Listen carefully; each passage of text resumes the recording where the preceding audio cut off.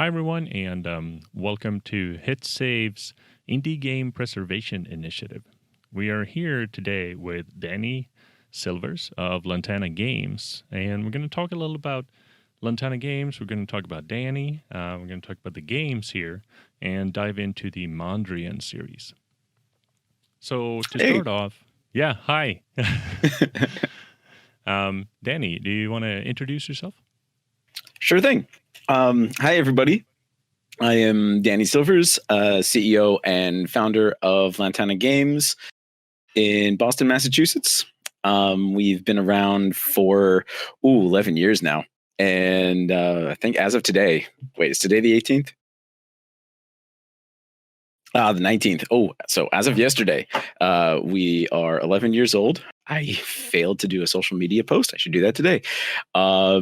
And we recently came out with our latest game on Steam called Mondrian Plastic Reality, which is basically old school brick breaking meets art history in a very pretentious and creative and colorful cartoony package. That's awesome. Yeah, and I'm Jonas Roslin. I'm the executive director of Hit Save. I'm super happy to talk to you here, Danny. You reached out to me a couple of weeks ago when we launched here and when we got things started. I'm super happy to sit down and talk to you today. Yep, I saw your post on the Boston Fig Discord that you were looking to reach out to indies in the Boston community about their work and their games and everything. And I was like, hey, you know what? I love talking about video game development, video games in general. Historical preservation is actually a pretty big part of my family. My mom used to be Gillette's historical archivist. So this kind of initiative is pretty near and dear to my heart. I love that. Let's dive into Lantana Games a bit. First of all, congratulations, 11 years. Yep. So how did you get started and why did you start Lantana Games? So as I was about to graduate college, Savannah College of Art and Design back in 2009, the economy was collapsing. There were practically no jobs available, and I needed to keep building my resume. So I was catching up with a development friend of mine from up here. And he said, hey, there's an indie community springing up in Boston. You need to go hit these guys up and get in touch with them and become a part of that. And I was like, hey, you know what? Going indie, I think, is a fantastic idea. Let's do it. So I met up with them and, really started networking heavily and getting things established. And at the time, didn't quite know what I was going to do. And so I managed to gather a team of fellow SCAD grads who were up here. And we just started kind of putting together some web games, making a name for ourselves as Lantana. And, over time we just kept, coming out with little projects.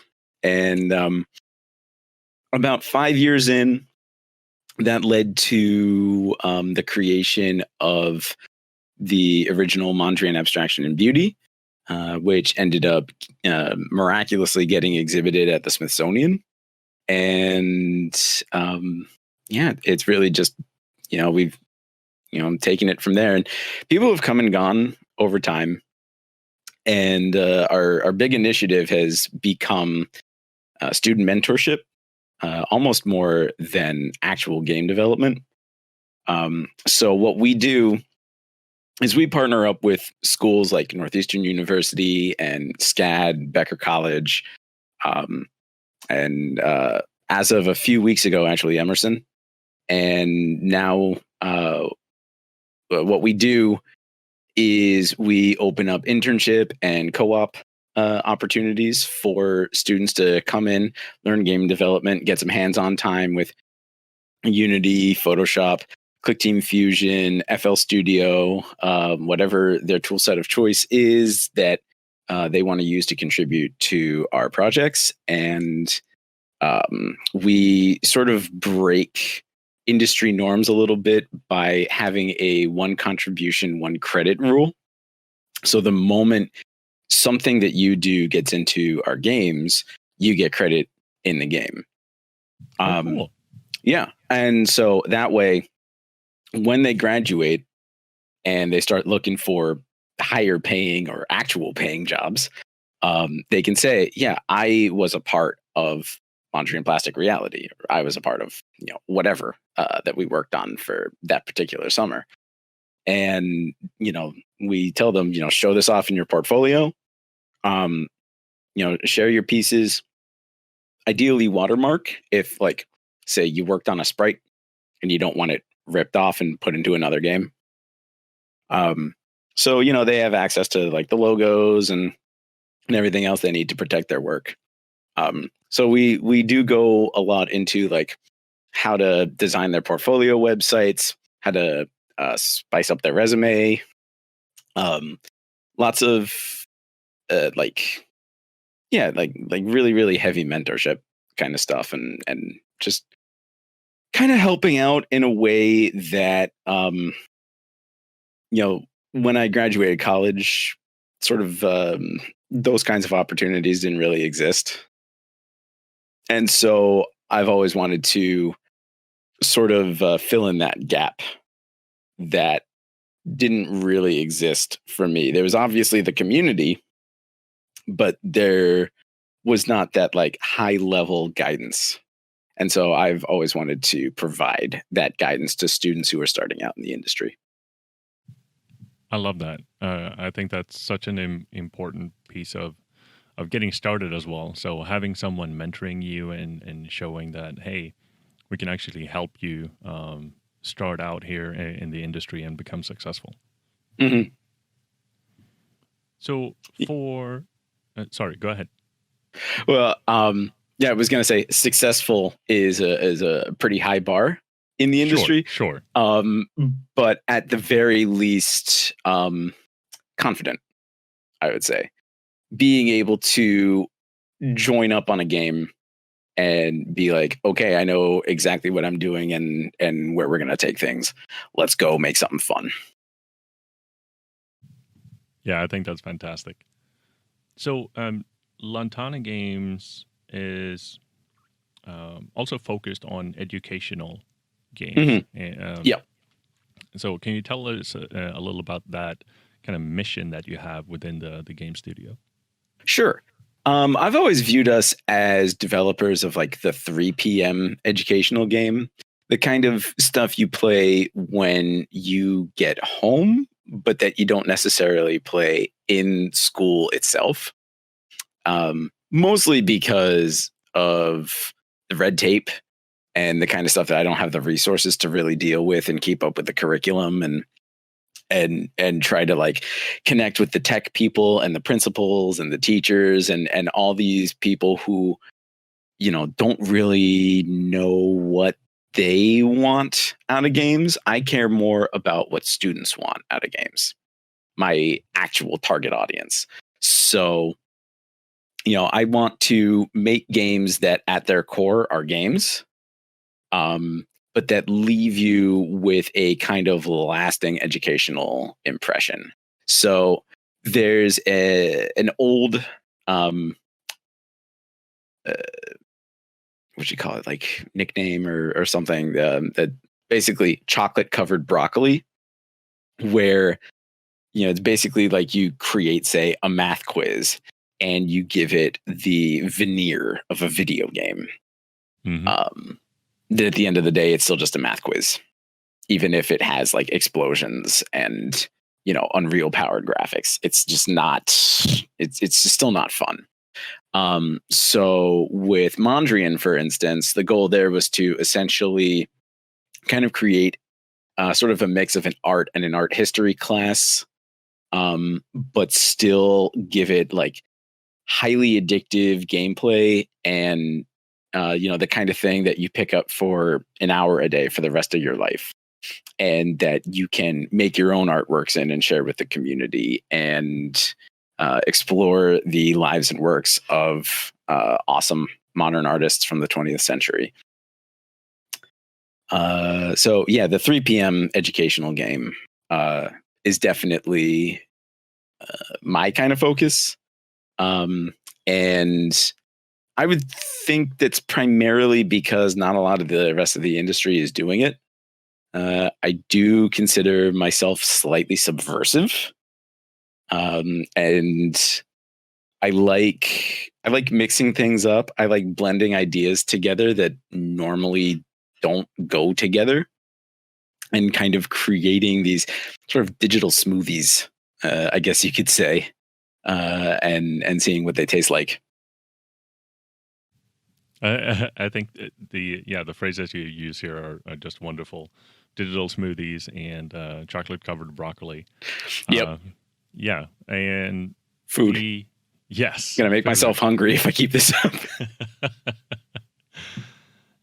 The game itself. Let's dive into Mondrian, kind of the series, to start off with.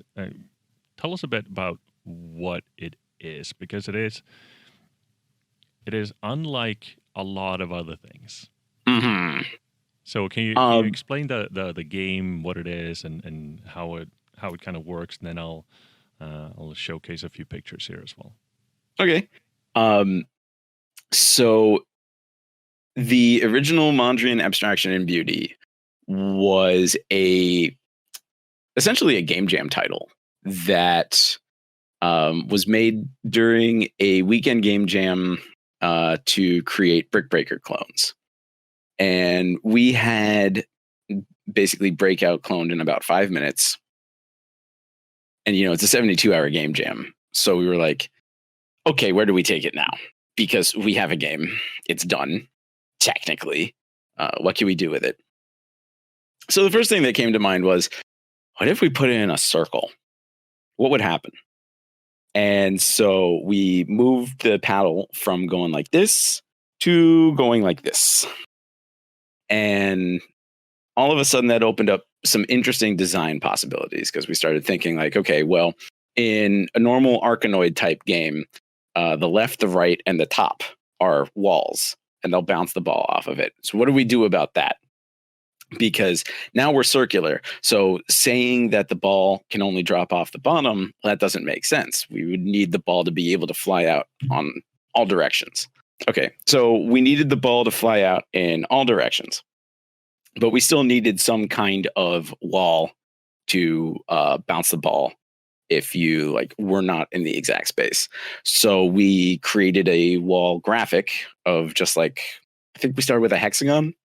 And then it was like, wait, but we can do all kinds of shapes. So we did circles and squares as well. And then well, okay, but where's the challenge in this? So we cut some holes out of the walls, and then we could have different variations of the walls. And as we started to bring in all these different variations, we started thinking wait, what if we added some more dynamically generated elements to what we're playing?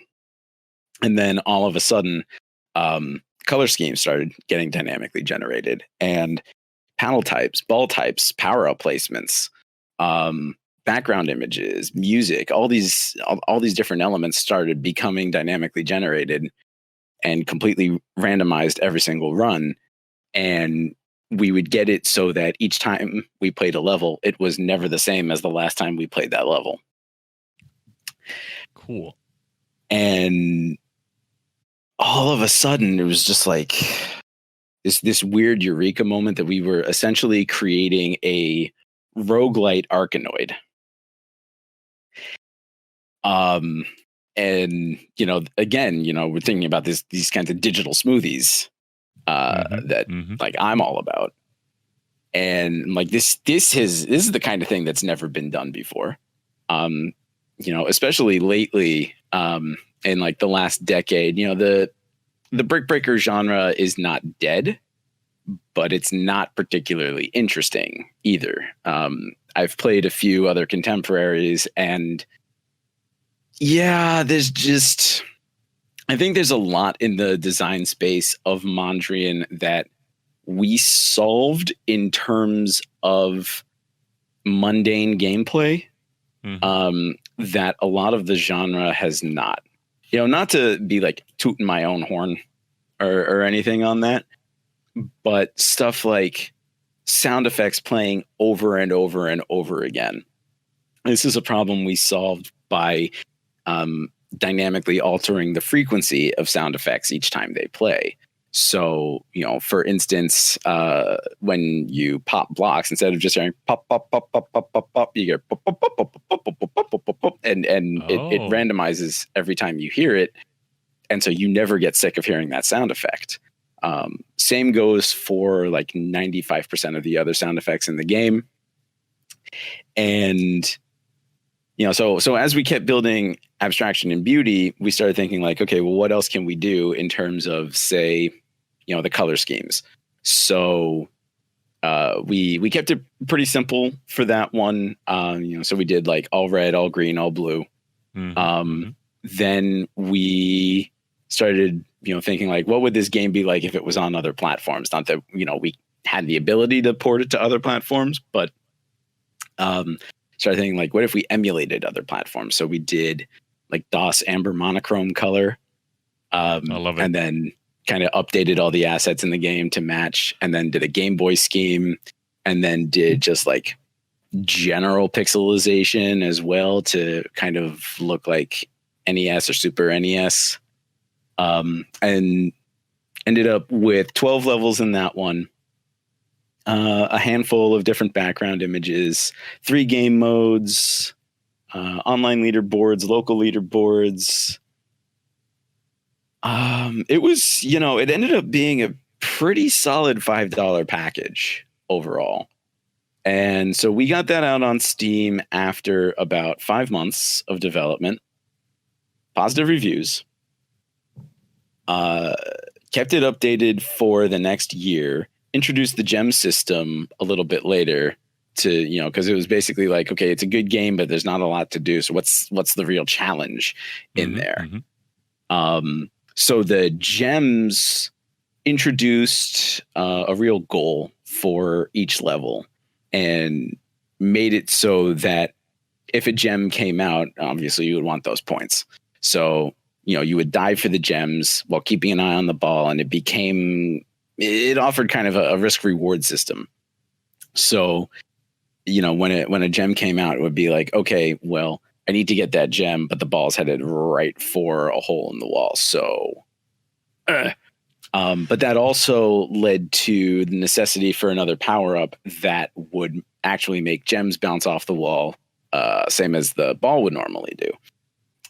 So that necessitated the gem shield, which is one of my favorite power ups now, because you get that going, then you don't really have to worry about anything. You can just hit the ball and then go diving all around the board for any gem you can pick up. So a few months after the game released, we submitted it to the Indie Arcade exhibit at the Smithsonian. We got waitlisted. So it was basically like, okay, I'm not going to hold my breath. No trip to DC, whatever. But then a couple of weeks later, I got a letter saying that we got in. And I'm like, oh, I guess I'm going to DC. That is fantastic. Yeah. So we brought the game down there. The Smithsonian American Art Museum is an absolutely beautiful place. If you've never been, you need to go. And this was like right after Christmas. So there were Christmas lights all over it. And we were in like the big domed room. And it was just a fantastic expo.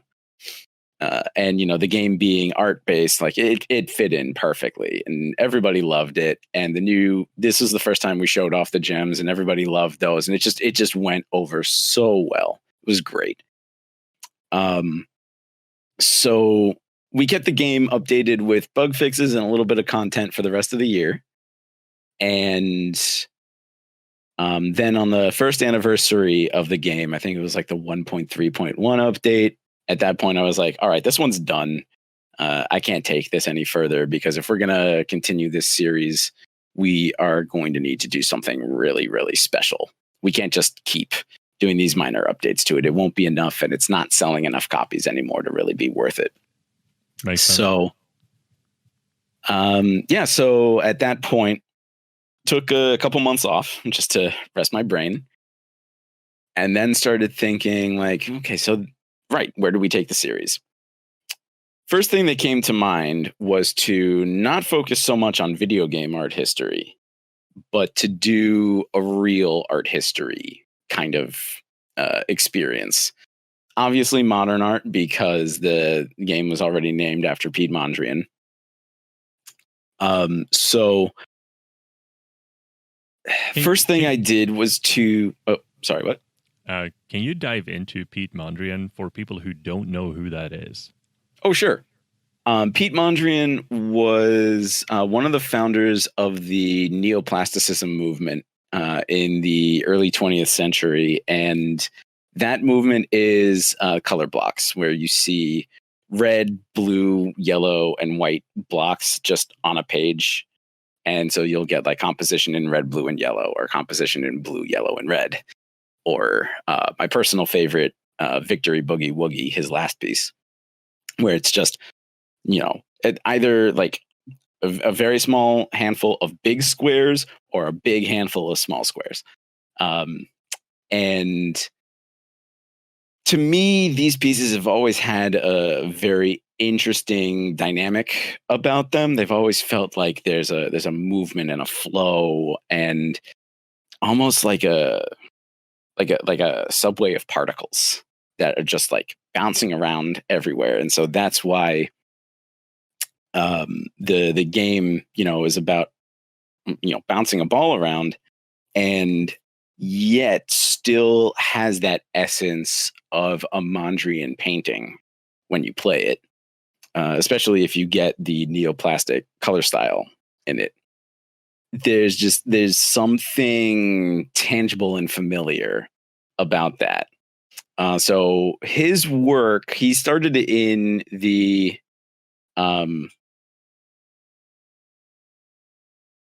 he started out as an impressionist, and then he met a guy, Theo van Doesburg, who was working on this neoplastic movement, and he joined up on that and helped to popularize it with Theo.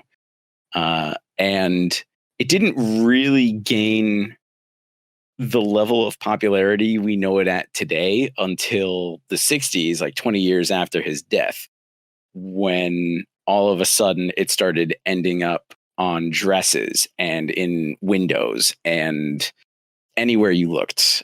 Just all of a sudden it was red, blue, and yellow everywhere. Really, really took off in the 60s. Really, really big part of the mid-century modern movement.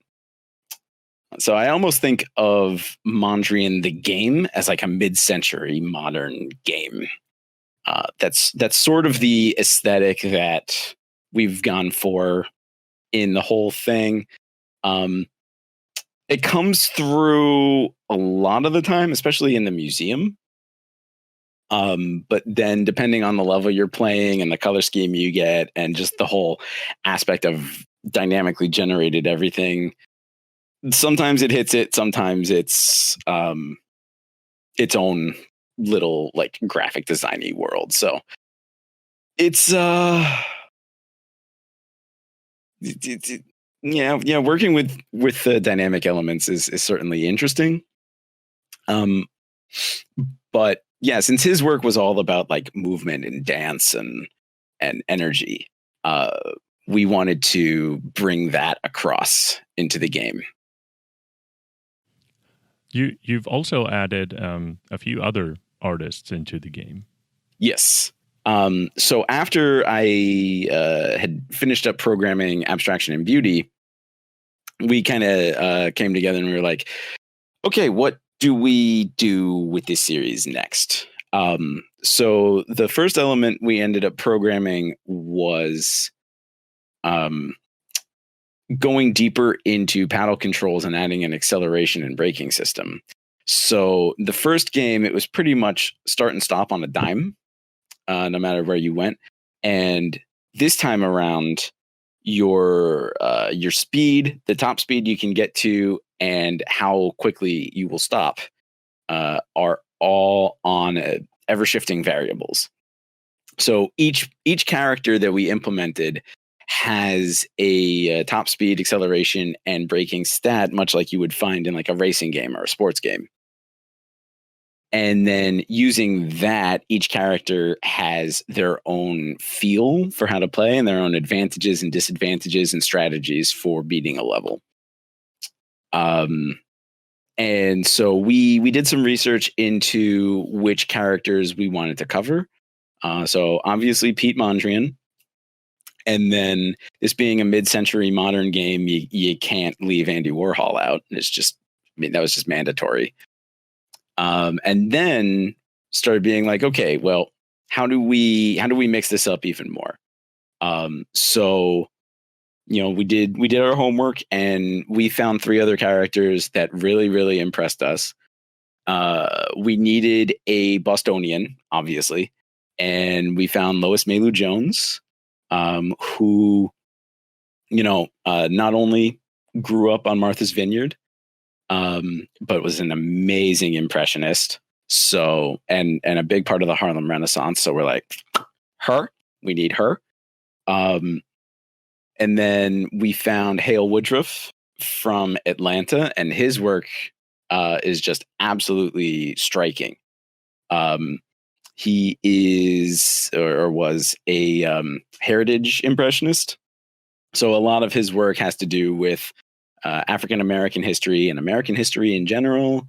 And it's a very ethereal kind of style. It's almost Dali-esque in execution, but more realistic, little less dreamy. And then finally, we found Sophie Tauber Arp, who was the mother of Dada, essentially. And her work is just plain weird. She did lots of stuff with like marionettes and also like basic colors and shapes, much like Pete as well, Pete Mondrian.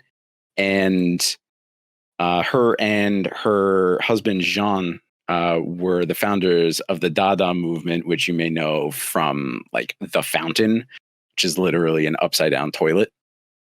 So yeah, her stuff was weird and kooky, and we need her in. She's just weird and kooky and awesome.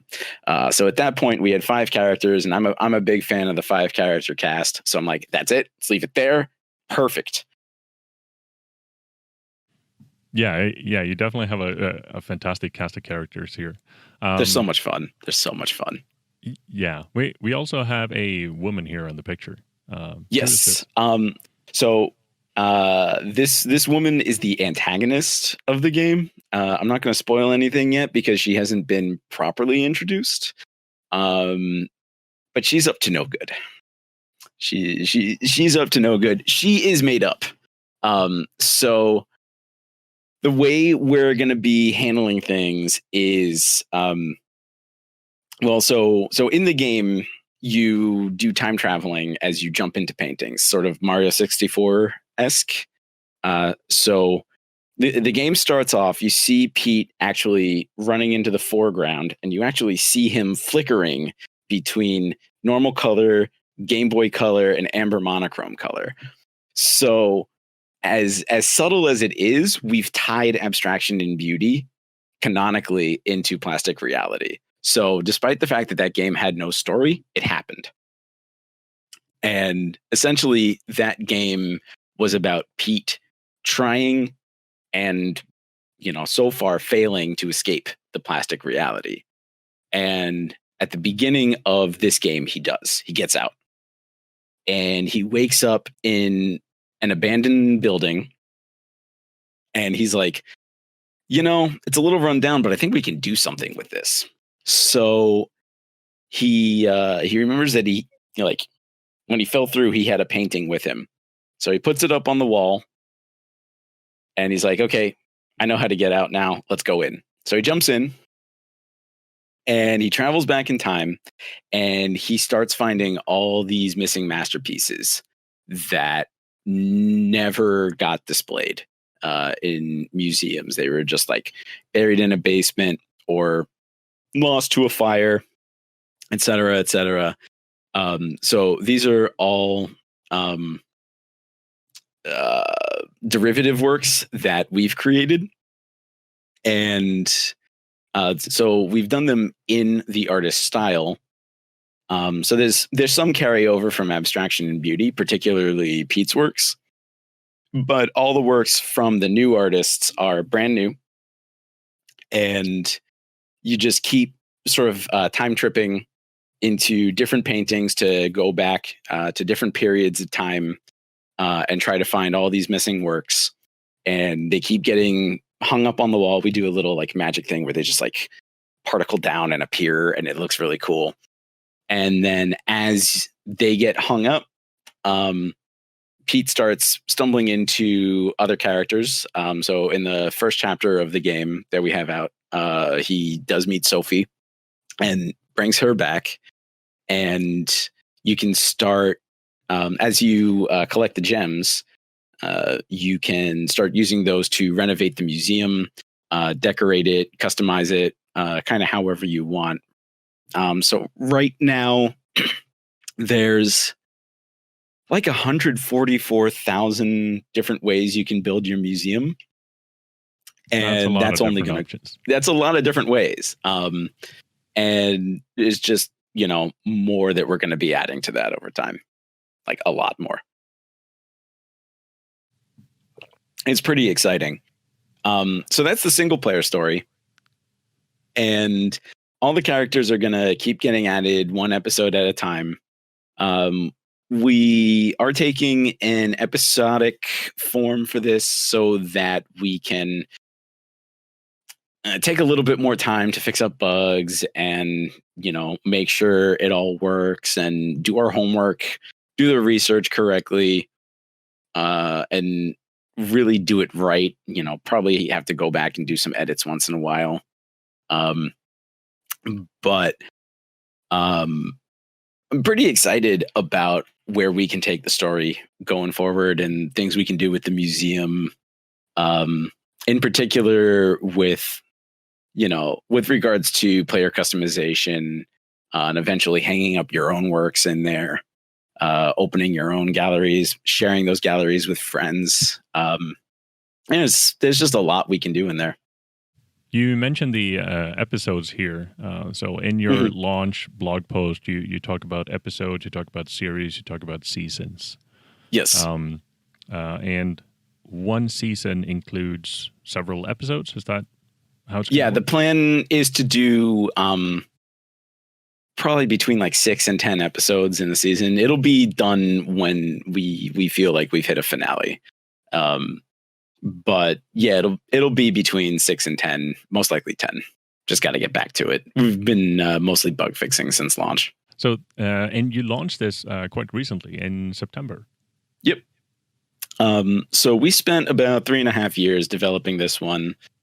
And with the big part of it being player creativity, we ended up building a pretty solid level editor in it called Mondrian Maker. And the first challenge for us in Mondrian Maker was remaking all the content from Abstraction and Beauty. The way that game worked was the coordinates of every block in a level were actually hard-coded into the game. So my top priority as a programmer on Plastic Reality was saying, how can we not hard code like as little as possible into the game? Make sure that this is as open to player content, to modding, to as little baked in as possible. So the level editor, like I said, the first challenge was to make all the levels from the first game and bring them into this one. That took little less than a day. And at that point, I'm like, okay, this thing's powerful. But how powerful can we make it? And so we had a level designer at the time, Anna. And Anna was basically like, hey, it'd be cool. Like, I know the concept of the game is to like dynamically generate these color schemes and everything, but it'd be cool if I could, purposefully color stuff and, they could like always come out that color. So we put in a painting system essentially. And the painting tools allow you to choose any of 16.9 million colors. It's full RGB color space in there. You can paint a block. You can bring a block in painted. You can, we've got an eyedropper, obviously, so you can pick up a color on any block, even if like the color was dynamically generated on it. You can pull that and be like, I like that color, and just pull that one. There's the paint scraper to remove a painted color, so the colors will come in dynamically generated instead, so you can mix and match those two systems. And you can apply varnish actually to the whole level to protect a block from being accidentally painted. If like you're building in layers, for instance, and you're like, say you've got very intricate painting or pattern or something that you want to protect, you can just click the varnish can that protects it, and then anything else you add on top of it. And say you go to paint, you won't accidentally paint anything underneath. So you can protect your work, save it, and then of course gameplay wise, you can change to the different block types. So in abstraction and beauty, we only had the regular blocks, which you had to pop to break a level, and we had gray blocks, which were indestructible obstacles. In plastic reality, the gray blocks are destructible, but they take time. You still don't need to destroy them to beat a level. We also introduced splitter blocks, which create regular blocks when you hit them. And we also introduced teleporters, which will teleport the ball, from one teleporter to another. So it goes like zooming around everywhere, and it's completely insane. So you can flip a block to either of those. You can apply modifiers like shifting and phasing to move them around or make them blink in and out. You can adjust the timings on those as well. So like on shifter blocks, you can change the distance and direction they can go. And on phase blocks, you can change how long they will stay in a visible or invisible phase. And so we've seen some crazy stuff with like basically building two levels in one, where like one level will, phase in like after 9 seconds, and then it'll blink out, and the other one will phase in on top of it. And so, depending on the time, you'll be, in one level, and all of a sudden you're in another level. And the game can handle it. The first game could not have handled it. But optimization was a big effort on this one. And so each level is around or under 100 kilobytes. They load instantly. The load times were so bad on the first game. So bad. It probably took like 10 seconds just to load a single level of like 100 squares. Less than 100, like 64 squares. And now we've got levels of 400, 500, even 1,000 blocks that load in under a second. It's just it's a complete night and day scenario between the two games. Makes it a lot more fun to try out different levels as well. Yes, a lot more fun, a lot easier. There's a lot more room for experimentation, and then the Steam Workshop button is right in the editor as well. So all you need to do is make sure that you have a thumbnail of your level that has the same name as your level in the game's thumbnails folder. And you click the share button, and you click upload to Steam Workshop. 2 seconds later, it's up on Steam. Yeah. Pretty painless. Tying into that, the Steam Workshop there, how has that been working out for you with regards to building up a community and things like that? Oh, it's been tough. We unfortunately didn't have any like publishing or marketing deals for the game. We tried. Unfortunately, we had more than one marketing firm fail to sign their end of the contract due to COVID. Like, we kept getting the excuse that like, oh, sorry, things are backed up because of COVID 6 months after the pandemic started. And my thinking was basically like, if by this point you don't have your stuff together, just go out of business, because you're not doing anybody any favors. So unfortunately, that was a big setback. But it was one I think we were kind of prepared for, because knowing that we were going to be handling this game episodically and that we'd be growing it over time and that we'd be committed to growing it for years to come, because it's in so much more of a moldable state than Abstraction and Beauty was. Mm-hmm. With the different tool sets and the museum and the game itself and leaderboards and workshop and all these different integrations and Razor Chroma and even more that we can add in, that we're basically like, this is a project that we don't have to ever abandon. And as the tool sets get better, people will start trickling in bit by bit. And so it's really just going to be a matter of getting the word out and almost more targeting an artsy audience than a gamer audience. And we've been trying to target that artsy audience.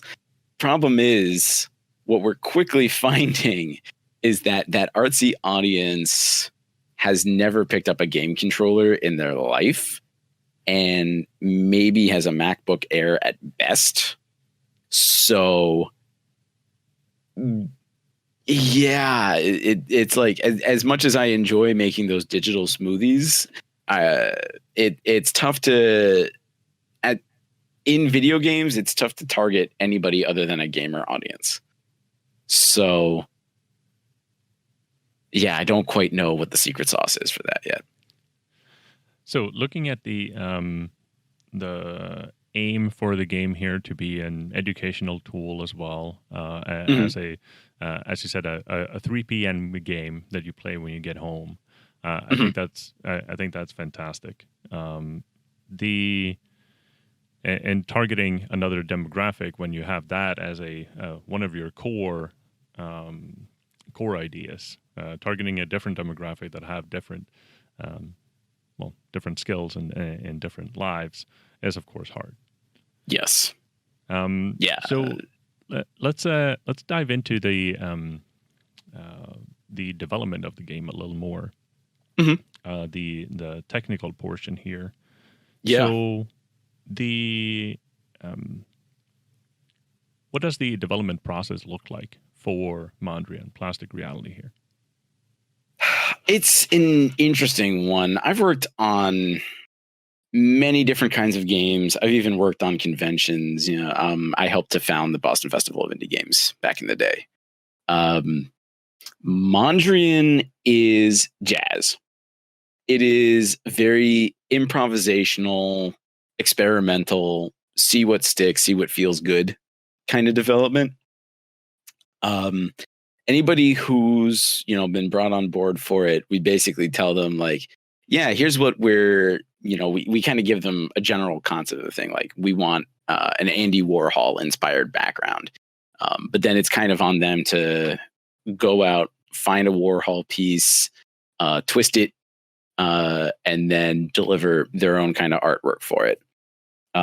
If somebody has a cool idea for game design to add to the game, we go and experiment with that. Like, the editor would not have existed without one of our other programmers at the time being like, this game needs a level editor. And this was like 3 or 6 months into development. And I was like, you're right. I'm gonna go make a level editor, and then that was, I was kind of scared to do it because I'm like, oh my God, I've never made an editor in my life. I've never done like software development in my life. I have no idea what in-out cycles are even. I don't know how to save files. I don't know how to open files. This is a nightmare. I had it up and running in 3 days.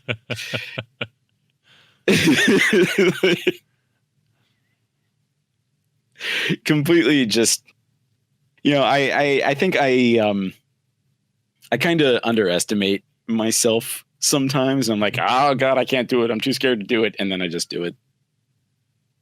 And I'm like, oh, why is it always that easy? I know. And then the things you think are going to be easy turn out to be completely impossible. Like the museum, for instance, that didn't come around until earlier this year. Mm-hmm.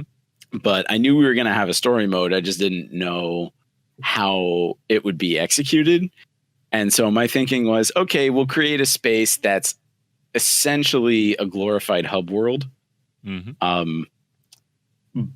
But what's interesting is that I've never actually seen like a customizable hub world before.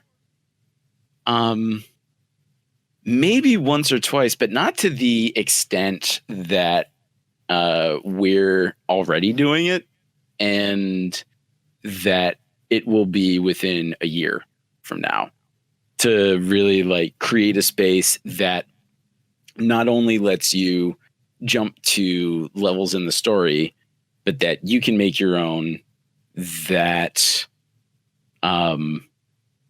has potential for even more technical and game design craziness down the line. And that, can also handle story even more so than what's in the game. So as much as I thought that it would be a glorified, level select menu, it turned out to be more work than I was expecting. And at launch, there were bugs that I didn't run into, primarily because the engine we use, ClickTeam Fusion 2.5 Plus, has a bit of an outdated system for array files. And so you can either choose for arrays to be numeric or text. And the player file had started out as numeric, but eventually had to become text. And this wasn't a problem on my end, because I just deleted the old file out and had the game generate a new file. Mm-hmm. But then the install file was still numeric. And on top of that, I think there were references in the code to load a numeric file as opposed to loading a text file. And that caused a bug in the story. The players would just be playing level 1 over and over and over again. Oh, they wouldn't be able to progress. Yeah, because the progress wasn't getting saved properly.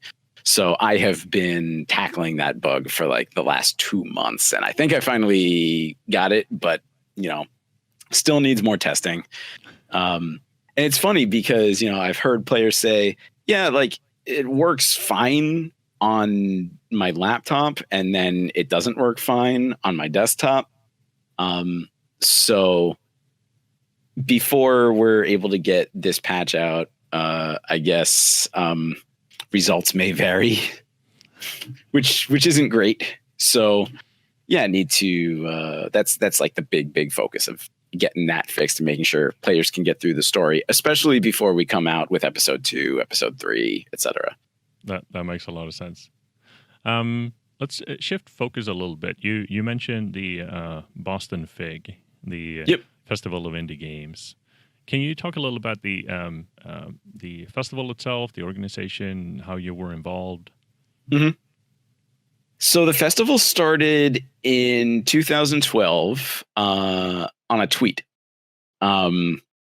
My friend Justin and I were basically tweeting about how IGF had kind of screwed up that year a little bit. They had promised feedback from curators on all the games that had been submitted and then got feedback to nobody. This was back in like 2012. And we were basically like, we could do this so much better. And we could basically just throw a kegger and play games and it'll be awesome. And we were like, yeah, let's do it. Let's throw a kegger like over at Microsoft or something. And we'll just play games and everybody will get feedback on their games and it'll be fantastic. Little did we know how big this idea would become. And we had, sort of like set up a coffee meeting over at MIT. And we brought in our friend Caroline and our friend Clara. And then a new person showed up, Fiona. And Fiona had been involved in event development at South by Southwest. So Fiona basically kicked our asses a little bit and said, there's demand for this to be a real event. You can get real attendees to show up. You can potentially make money. We need to do this properly or not do it at all. This is not a party. This is a convention. And so we were like, okay. And none of us had ever really been in event development before. Mm-hmm. Caroline had run Boston Indies, but that's not like general audience. We're talking like big scale, and we kind of knew it, but we didn't know how big scale. We figured a couple hundred people. So we booked a couple classrooms at MIT,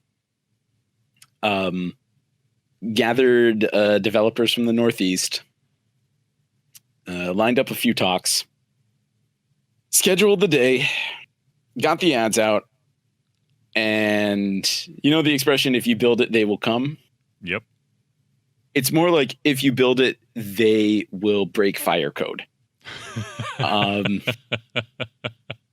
We thought we'd get a couple hundred people. We got a couple thousand. That's crazy. And before we knew it, these two classrooms at MIT were packed to the brim with adults and kids alike playing games, kind of doing deals under the table to buy copies. We had a cosplayer in a big like box fan getting stuck in the revolving door. I will never forget that because the walkie-talkie went off and said, producers, we need your help. There's a cosplayer stuck in the revolving door. We booked it.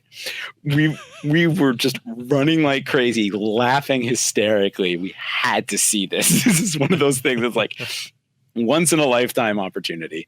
It was a disastrous and hilarious and beautiful day. It was just the most fun experience of my life putting together the first Boston Fig. So the second year rolled around and it was basically like, okay, well, we need to scale because people are showing up to this thing and it's kind of nuts. So we booked bigger spaces at MIT. We put a concert together and it was still free to attend, which was a mistake because we ended the year in the red. So there was a lot of nervousness about like, will we be able to continue this going forward? And most of the producers dropped out after the second year. But I was like, I'm not going to go out on a failure. I need to make sure that this event continues because this is very, very important. But it was basically, I don't want to end on failure. I want to go out on top. So the only other producer who stayed on board was my friend Aryan. And Aryan and I decided we are going to make this an actual nonprofit organization. We are going to start charging for ticket sales for the first time. We're going to have to raise exhibitor prices just a little bit. But we know that what we're offering is the kind of service that people want. And then meanwhile, we slashed as much as we could from the budget. We, as great as the concert was, we couldn't afford a second concert. So that got cut. Lanyards, there's a big fight about getting fancy lanyards again, and I really put my foot down on that one. I was like, nope, cheap lanyards. I don't want to spend more than 5 cents a lanyard. It's not worth it. Slash. Had to cut as much fat from the budget as we could. And we ended up in the black after that show. Between cutting things from the budget and charging $10 a ticket and really like being as savvy business, as stressful as it was, savvy business as we could, with our targeted marketing and knowing exactly which rooms we were going to get at MIT and knowing exactly what we were going to pay for them and working out, just these exact deals. We managed to end up in the black, and it was around that point that my Lantana team told me, we need you back here making games and not doing this convention anymore. I said, all right. And so at that point I was happy to leave the convention back in Caroline's competent hands. And she's been running it ever since, and it's doing great. And just saw the announcement. It's going to be a virtual event in the start of the year, next year. Yes, I am definitely planning on submitting Mondrian to that. That sounds awesome. So let's go back to the game here. Mondrian Plastic Reality and Lantana Games. What do you think about the future of your game here? What are you most excited about, and what are you most worried about? I think what I'm most excited about and worried about is the same thing. We want to not only continue the story episodically, but also open up the museum as a live events platform. Ooh, one of the yes. So one of the big shutdowns from COVID-19 that you don't hear much about is actually the art world, and galleries being unable to reopen, or going out of business, artists having nowhere to display their works other than websites. It is a very difficult time for the art world, for the gallery world. And Mondrian Plastic Reality actually presents a very unique opportunity in that space. And what we have the ability to do is actually open up the museum to artists, to galleries, to shows, for artists, musicians, anybody, sculptors, you name it, to display their works. And we can run these as limited time galleries. We can sell related DLC with revenue going to the artists, much as like they would say sell a postcard at a gallery opening. Oh, cool. And really, so what the museum offers on surface level isn't a whole lot different than what you would get, say, just showing off your work on a website. Mm-hmm. The advantage to it, though, is the playable characters can tell the artist stories, and they can make levels that go along with their works. So they can send in like a low resolution version of their work. That's the piece that hangs on the wall. Medium resolution then pops up in a light box, and then an HD version for the background in any level that they make to go along with it, and then we can distribute this full pack that players would automatically get access to once they own the game. And then if they want to use any of the works on display in their own museum, they can purchase the DLC probably like $3 or $4 for those, maybe $5. And then we would have it so that 80% of the net revenue we get from Steam would go back to the artists. So we see this as a potentially amazing opportunity to really help the art world out in a way that nobody else is helping them out right now. But like I was saying earlier, it's very tough to get that kind of target audience on board because generally they're not gamers, and it's maybe not the kind of thing they were expecting, and the game doesn't have the biggest audience already, but in terms of being able to tell their story like they would at a gala opening, or in terms of being able to really showcase all aspects of their creativity, from their paintings or photographs to their sculptures to, if they say wanted to design custom pedestals or even textures to use on the walls and floors, that can all go in. That's all ready to go in.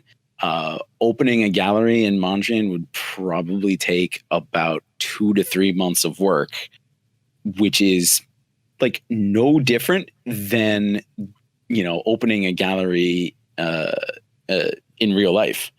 The advantage is it's a lot cheaper for the artists. As of right now, at least, we would do it pro bono. And you can also have several galleries going at one time. Exactly. There's really no limit to that. We're not limited by physical space. We're only limited by interest and the personal bandwidth. So as of right now, we do it pro bono. And then in the future, there'd probably be some deal about like I need to contract that to you guys to make my space designed differently, but we can custom design the spaces to however they want. You want just like a basic drywall look to it, we can do that. You want like a jungle, we could do that. The sky's complete limit on what we can do in this. You can almost like making an escape room if you wanted to make an escape room. Almost. I mean, I think the tech could be there pretty soon, but like there's a lot of possibilities for what we can do with that. And it's something that I've had in mind for at least the length of this pandemic. And I don't see this going away anytime soon. And small businesses are taking a big, big hit. So yes, this is a niche. The game has a niche audience, and the people who would be interested in opening up these spaces are even more niche. But I think once we get one out there, the ball is rolling and the interest could end up skyrocketing. It's very fascinating. And if any artists out there are watching this and want to do a gallery opening, get in touch with me. My email is always open, dsilvers@lantanagames.com. Just drop me a line. Yeah, please do. So to kind of wrap this up here, this has been a fantastic time to chat with you here. Thank you. You talked about mentorship and how you help students getting started and getting confident. So looking at the indie scene when you started compared to what it is right now, what are some of the some of the tips and tricks, some of the suggestions that you would make to someone that wanted to get started in game development? Well, I'd say the same thing now that I said 10, 11 years ago. Just make a game. The advantage now is not only are more tools free, but there are more resources available than there were back then, particularly in terms of like tutorials and learning.